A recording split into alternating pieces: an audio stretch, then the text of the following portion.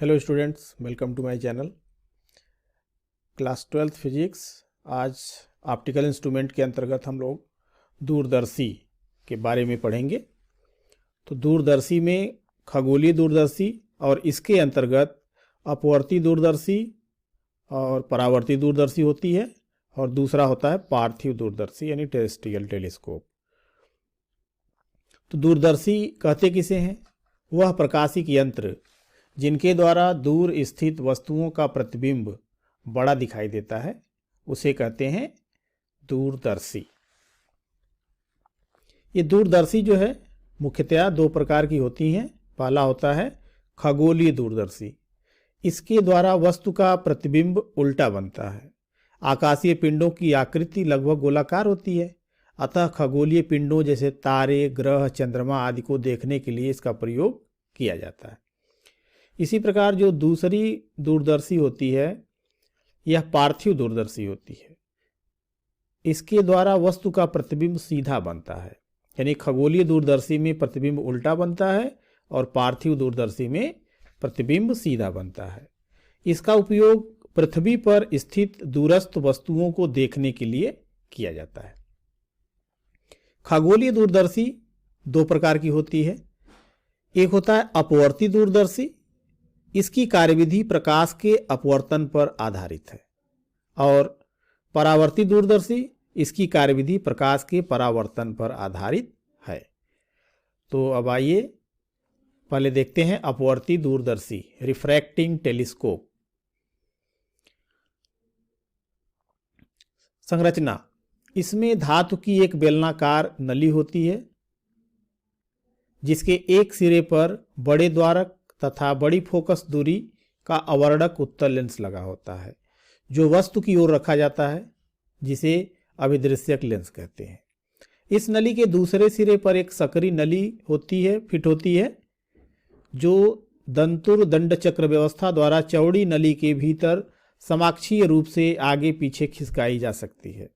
सकरी नली के बाह्य सिरे पर एक कम फोकस दूरी तथा कम द्वारक का अवर्णक उत्तल लेंस लगा होता है, जो आंख की ओर रखा जाता है और जिसे नेत्रिका लेंस कहते हैं। नेत्रिका के फोकस पर एक क्रॉस तार लगा होता है। तो ये आप देख रहे हैं, ये रिफ्रैक्टिंग टेलीस्कोप का ये इमेज दिखाया गया है, विकिपीडिया से लिया गया है। प्रतिबिंब का बनना, इसमें प्रतिबिंब किस प्रकार से बनता है? तो ये हो गया अभिदृश्यक लेंस, और ये हो गया इसकी प्रिंसिपल अक्ष, मुख्य अक्ष, और ये है नेत्रिका। इस स्थिति में अभिदृश्यक लेंस का आकार जो है वो बड़ा होता है और नेत्रिका का छोटा होता है। दूर से आने वाली प्रकाश की किरणें, यानी किसी आकाशीय पिंड से, तो ये मान लेते हैं कि AB जो है ये कोई पिंड से जो है आने वाली ये किरणें हैं, ये AB। तो एक किरण को आप ऐसे ले गए, जो कि अपवर्तन के पश्चात इसके फोकस से होकर के जाएगा। दूसरा इसके ऑप्टिकल सेंटर से ले जाएंगे, जो ऑप्टिकल सेंटर से जा रही है वो सीधे चली जाएगी, दोनों एक दूसरे को कट करेंगे। तो कट करेंगे तो ये इसके फोकस पर यह इमेज बनेगा A-B'। अब यह A-B' नेत्रिका के सामने है, तो यहाँ से इसका जो इमेज होगा, यह इमेज, इसका फाइनल इमेज ये बनाएगा A'-B' पर। तो ये FE इसका फोकस हो गया, ये FO हो गया।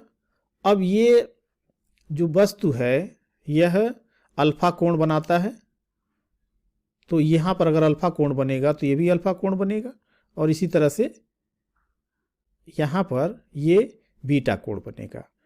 अब जितने दूरी पर नेत्रिका के सामने यह इमेज बना है, यानी तो यह वस्तु की दूरी इसके लिए हो गया, तो ये हो जाएगा UV।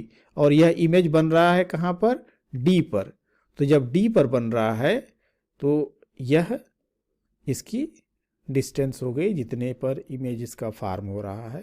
अब इसके लिए आपको फाइंड करना है आवर्धन क्षमता। तो वस्तु AB द्वारा आंख पर बना दर्शन कोण अल्फा और बीटा कोण बहुत छोटे हैं, इसलिए अल्फा की जगह tan अल्फा और बीटा को tan बीटा लिखा जा सकता है। तो अल्फा बराबर tan अल्फा बराबर A dash B dash upon O F O, और इसी तरह से अंतिम प्रतिबिंब A double dash B double dash द्वारा आंख पर बना दर्शन कोण beta equals to tan beta, तो A dash B dash upon E F O. आवर्धन क्षमता या कोणीय आवर्धन जो है m बराबर अंतिम प्रतिबिंब द्वारा आंख पर बना दर्शन कोण और स्पष्ट दृष्टि की न्यूनतम दूरी पर बिना यंत्र आंख पर बना दर्शन कोण का अनुपात होता है। तो m बराबर बीटा अपान अल्फा, बीटा का मान यहाँ से A dash B dash upon E F O और अल्फा tan अल्फा का मान A dash B dash upon O F O इसमें पुट करते हैं। इसे सिंप्लीफाई कर लेंगे तो ये चला जाएगा ऊपर, तो O F O upon A dash B dash, A dash B dash से ए डैश बी डैश ये कट जाएगा तो मिलेगा O F O upon E F O. O F O जो है ये फोकस दूरी हो गई एफ ओ और E F O object distance हो गया माइनस यू वी। तो इस तरह से m बराबर minus F O upon U V, यह मैग्निफिकेशन के लिए सूत्र मिल गया। अब इस सूत्र में चिन्ह सहित रखा गया है, इसलिए जब हम आंकिक प्रश्न सॉल्व करेंगे, आंकिक क्वेश्चंस को लगाएंगे तो उसमें जो है सिर्फ हम इसकी आंकिक मान रखेंगे, चिन्ह सहित नहीं रखेंगे। अब इसकी दो स्थितियां होगी। पहली स्थिति होगी कि जब अंतिम प्रतिबिंब दूर बिंदु यानी अनंत पर बनता है, तो जब अनंत पर बनेगा तो कुछ फिगर इस तरह का होगा कि दूर से आने वाली किरणें और ये इमेज इसका फॉर्म कर रहे हैं इनफाइनाइट पर। तो अंतिम प्रतिबिंब दूर बिंदु यानी अनंत पर बनता है, अर्थात नेत्रिका के लिए क्या होगा कि VE इनफाइनाइट हो जाएगा, U माइनस UV और F जो है इसकी प्लस FE के बराबर है। जो लेंस का सूत्र है 1/v minus 1/u equals to 1/f, इससे पुट करेंगे तो ये infinity minus 1/-uv equals to 1/fe। Infinite ये 0 हो गया, माइनस माइनस ये प्लस हो गया, तो 1/uv इक्वल्स टू 1/fe, तो इससे मिल गया uv बराबर fe। तो जो सूत्र है m बराबर माइनस FO अपान UE, इससे मिल जाएगा m बराबर माइनस FO अपान FE। इस स्थिति में नली की जो लंबाई होगी वह कितनी होगी ये भी आप इसमें फाइंड करेंगे। तो इस स्थिति में नेत्र जो है वो श्रांत होता है, मतलब कि रिलैक्स्ड आई का केस होता है। यूवी का मान अधिकतम है, इसलिए दूरदर्शी की आवर्धन क्षमता न्यूनतम होगी। इस स्थिति में दूरदर्शी की नली की लंबाई जो L है वह यहाँ से O से लेकर के E तक होगी। तो O से E तक क्या क्या चीजें हैं, FO और FE, यानी इसका फोकस हुआ यहाँ पर और ये FE, तो इस तरह से FO प्लस FE जो है यहाँ पर मिल जाएगा नली की लंबाई। दूरदर्शी को सामान्यतया इसी स्थिति में प्रयोग किया जाता है, अर्थात जब अंतिम प्रतिबिंब दूरी पे बनाया जाता है, अनंत पे बनाया जाता है। दूसरी स्थिति है जब प्रतिबिंब स्पष्ट दृष्टि की न्यूनतम दूरी d पर बनता है। तो वो जो पहले फिगर था, अंतिम प्रतिबिंब a double dash b double dash नेत्रिका से d दूरी पर बनता है। तो नेत्रिका के लिए VE का मान माइनस d, U का मान माइनस UV, F बराबर प्लस FE। तो 1/v minus 1/u equals to 1/f से ये वैल्यू पुट करेंगे तो v की जगह पर माइनस d, u की जगह माइनस UV, तो ये मिल जाएगा 1/ue equals to 1/d plus 1/fe। 1/uv क्यों निकाल रहे हैं, इसलिए कि सूत्र में FO अपान UV आया है, तो 1/uv की वैल्यू निकाल लेंगे तो यहाँ से वैल्यू पुट कर देंगे। अब देखिए ये 1/fe कॉमन ले लिया तो 1 प्लस FE अपान d। अब जो सूत्र है m बराबर माइनस FO अपान UV, इससे पुट करेंगे तो m बराबर minus FO upon FE 1 plus FE अपान d। इसमें भी जो है सिर्फ आंकिक मान पुट करेंगे न्यूमेरिकल क्वेश्चन सॉल्व करते समय। इस स्थिति में नेत्र तनाव की स्थिति में होता है, यानी आई जो है रिलैक्स्ड नहीं होती है। यूवी का मान न्यूनतम है, इसलिए दूरदर्शी की आवर्धन क्षमता अधिकतम होगी, यानी इस स्थिति में प्रतिबिंब अधिकतम बड़ा दिखाई देगा। इस स्थिति में दूरदर्शी की नली की लंबाई L जो है FO प्लस UV और UV का मान निकाल लेंगे तो यूवी का मान यहाँ से देखिए 1/UV बराबर ये दिया गया है, तो इसका रेसिप्रोकल कर दें तो ये आ जाएगा DFE/D+FE। ये माड में लिया गया है, दूरी है। अब इससे जो है संबंधित कुछ इंपॉर्टेंट पॉइंट हैं। दूरदर्शी की आवर्धन क्षमता का ऋणात्मक चिन्ह यह दर्शाता है कि प्रतिबिंब उल्टा बना है। दूरदर्शी में अभिदृश्यक का द्वारक बड़ा रखा जाता है, जिससे दूर स्थित पिंडों से आने वाली पर्याप्त प्रकाश की मात्रा को एकत्रित कर सके, जिससे प्रतिबिंब चमकीला बने। नेत्रिका का द्वारक छोटा रखा जाता है, जिससे संपूर्ण प्रकाश नेत्र में ही प्रवेश करे। अभिदृश्यक का द्वारक बड़ा होने से विभेदन क्षमता भी बढ़ जाती है। दूरदर्शी की आवर्धन क्षमता बढ़ाने के लिए अभिदृश्यक लेंस की फोकस दूरी अधिक तथा नेत्रिका की फोकस दूरी कम रखनी चाहिए। प्रयोग के दौरान यदि अभिदृश्यक पर कोई पक्षी आकर बैठ जाए तो पक्षी दिखाई देगा कि नहीं? पक्षी दिखाई नहीं देगा, किंतु खगोलीय पिंड के प्रतिबिंब की चमक कम हो जाएगी। दूसरा है परावर्ती दूरदर्शी, रिफ्लेक्टिंग टेलीस्कोप। तो इसमें जो है यह अपवर्ती दूरदर्शी का ही जो है एक परिवर्तित रूप है। दूरदर्शी में अभिदृश्यक का द्वारक बड़ा होता है, जिसे तैयार करना कठिन होता है, क्योंकि आकार बढ़ने के कारण इसमें गोलीय और वर्ण विपथन का दोष भी बढ़ जाता है। अतः परावर्ती दूरदर्शी के अभिदृश्यक में उत्तल लेंस के स्थान पर अवतल दर्पण का प्रयोग किया जाता है। परावर्ती दूरदर्शी के अभिदृश्यक में उत्तल लेंस के स्थान पर अवतल दर्पण का प्रयोग किया जाता है। इसका आविष्कार न्यूटन ने किया था, इसलिए इसे न्यूटन का परावर्ती दूरदर्शी भी कहते हैं। किरण आरेख इसका देखिए। ये दूर से आने वाली वस्तु से आने वाली जो प्रकाश की किरणें हैं, यह दूर वस्तु AB है, यहां से प्रकाश की किरण आ रही है, तो यह एक दर्पण पर पड़ती है, अवतल दर्पण। जब अवतल दर्पण पर यह प्रकाश की किरण पड़ेगी तो क्या होगा? यह इसके फोकस पर केंद्रित करेगी। तो इसके फोकस के पहले ही एक समतल दर्पण, यह M2 45 डिग्री पर झुका हुआ, इस अक्ष के साथ 45 डिग्री पर झुका हुआ रखा जाता है। अब यहां से ये जो परावर्तित किरणें हैं, यह परावर्तित किरण होकर के यह मिरर पर पड़ती हैं। जब मिरर पर पड़ती हैं तो यह इसका इमेज A'(B' इमेज इसका बनाता है। अब यह नेत्रिका के सामने है, तो जब नेत्रिका के सामने है तो अब यहां से नेत्रिका में प्रकाश पड़ता है और इसका इमेज जो है A'(B' ये इस अक्ष पर बन जाता है।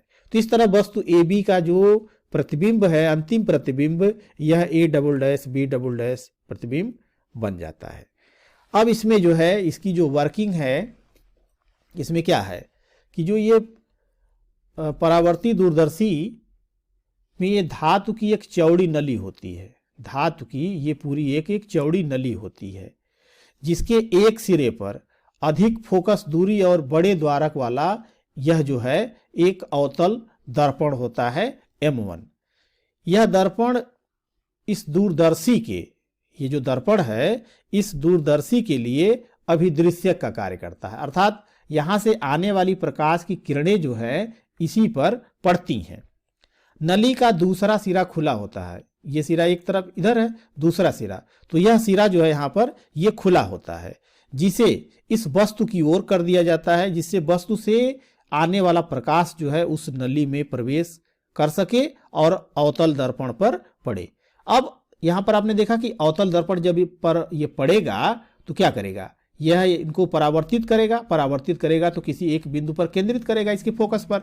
उसके फोकस के पहले ही जो है एक दर्पण M2 रखा गया है और इस दर्पण M2 को इस अक्ष के साथ 45 डिग्री झुका कर रखा जाता है, यानी 45 डिग्री के कोण पे रखा जाता है। तो यहां से प्रकाश की किरणें परावर्तन के नियम का पालन करेंगी और फिर आगे की तरफ बढ़ेंगी। तो यह A'(B' इमेज फॉर्म करती हैं, जो कि नेत्रिका के सामने, और इसका फाइनल इमेज A'(B' बड़ा इमेज फॉर्म हो जाता है। दूरदर्शी की आवर्धन क्षमता ये होगी m बराबर माइनस FO अपान UV। अब यहाँ पे जो FO होगा, FO यह r/2 रेडियस ऑफ कर्वेचर का हाफ होगा, जहाँ r जो है अभिदृश्यक दर्पण की वक्रता त्रिज्या है। जब अंतिम प्रतिबिंब अनंत पर बनता है, इस स्थिति में magnification m equals to minus FO upon FE के बराबर होगा। जब प्रतिबिंब स्पष्ट दृष्टि की न्यूनतम दूरी पर बनता है तो m बराबर minus FO upon FE 1 plus FE अपान D होगा, जैसा कि आप जो है अपवर्ती दूरदर्शी में पढ़े। आधुनिक परावर्ती दूरदर्शी के अभिदृश्यक में परवलयाकार अवतल दर्पण का प्रयोग किया जाता है और इसकी वजह से जो है इसमें जो विपथन का दोष होता है यह खत्म हो जाता है। परावर्ती दूरदर्शी एवं अपवर्ती दूरदर्शी की तुलना, ये कंपैरेटिव है।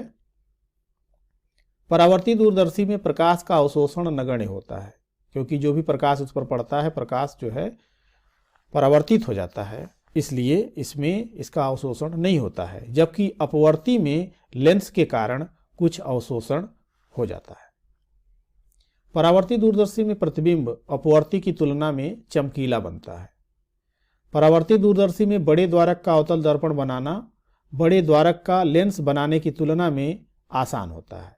यानी परावर्ती दूरदर्शी जो है यह अपेक्षाकृत अपवर्ती दूरदर्शी से बनाना आसान होता है। अभिदृश्यक का द्वारक बड़ा होने के कारण परावर्ती दूरदर्शी की विभेदन क्षमता अधिक होती है। परावर्ती दूरदर्शी में बने प्रतिबिंब में वर्ण विपथन का दोष नहीं होता है। परावर्ती दूरदर्शी में परवलयाकार अवतल दर्पण का उपयोग करने से गोलीय विपथन का दोष भी समाप्त हो जाता है। परावर्ती दूरदर्शी को बनाने में लागत कम आती है।